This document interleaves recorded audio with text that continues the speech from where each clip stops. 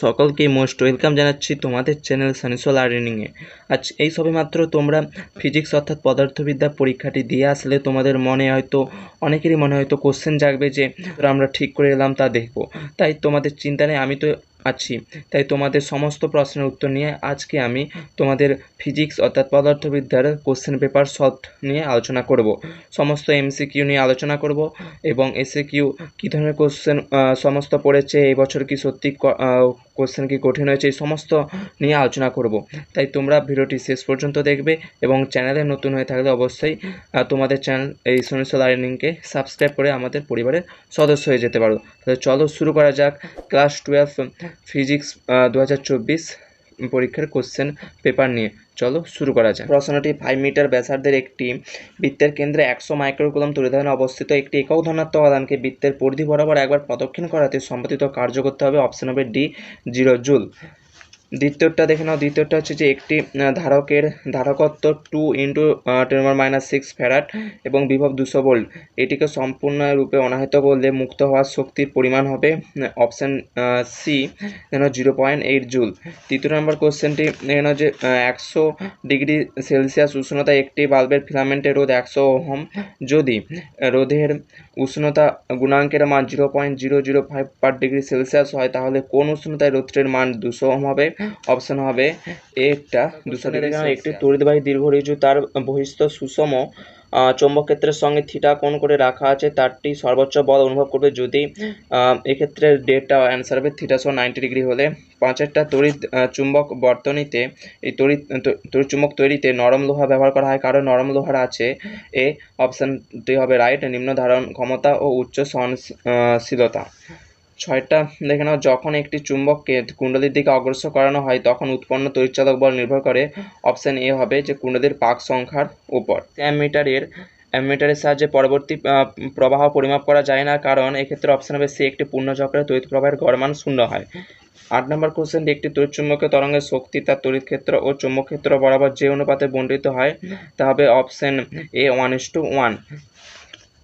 তারপরে 9টা দেখে নাও যে কোনো উভতল লেন্সের মাধ্যমে প্রতিসরাঙ্ক 2.5 যদি লেন্সের বক্রতা ব্যাসার্ধ r হয় তবে সেটির ফোকাস দূরত্ব হবে অপশান বি r/3।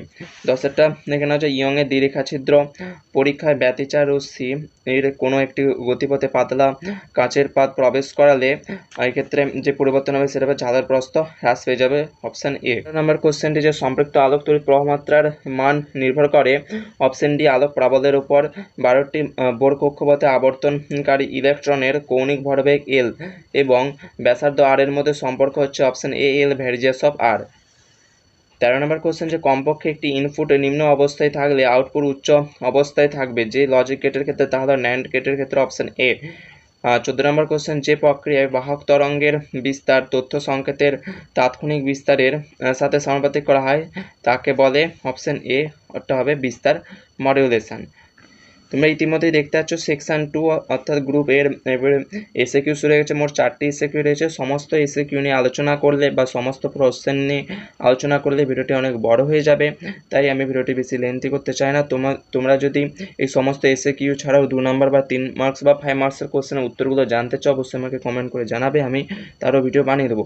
আজ শুধু আমি তোমাদেরকে কোশ্চেনগুলো দেখিয়ে দিচ্ছি। এই সমস্ত কোশ্চেনগুলো অর্থাৎ এই কোশ্চেন পেপারটি মূলত এই বছর যারা উচ্চ মাধ্যমিক পরীক্ষা দেবে অর্থাৎ 2025 সালে যারা দিতে চলেছ তার আগাম উচ্চ মাধ্যমিক ছাত্রছাত্রীরা তাদের জন্য বিশেষত এই ভিডিওটি।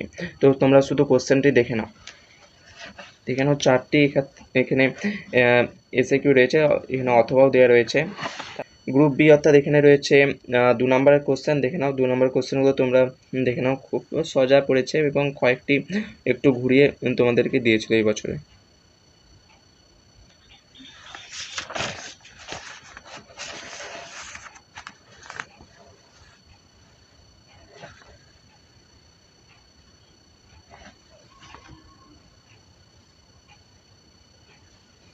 এবার 3 নম্বর কোশ্চেনগুলো দেখাচ্ছি।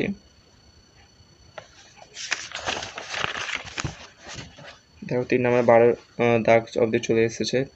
এবার কোশ্চেনগুলো খুব ভালো করে দেখে নেবে। কোশ্চেনগুলো এই বছর খুবই সোজা পড়েছিল, কয়েকটা হয়তো কোশ্চেন হয়তো জটিল পড়েছিল, কিন্তু বাকি কোশ্চেনগুলো সব সোজাতেই ছিল।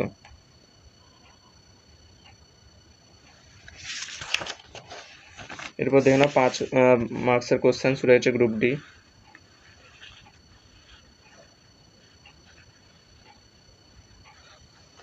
তো আমার মত অনুযায়ী যে 18 দাগের যে কোশ্চেনটি দেখতে পাচ্ছ, অর্থাৎ পরবর্তী প্রবাহ যে চ্যাপ্টারটি রয়েছে এবং আবেশ, সেই পরবর্তী প্রবাহে এক্ষেত্রে আরেকটু অপশন দেওয়া হতো।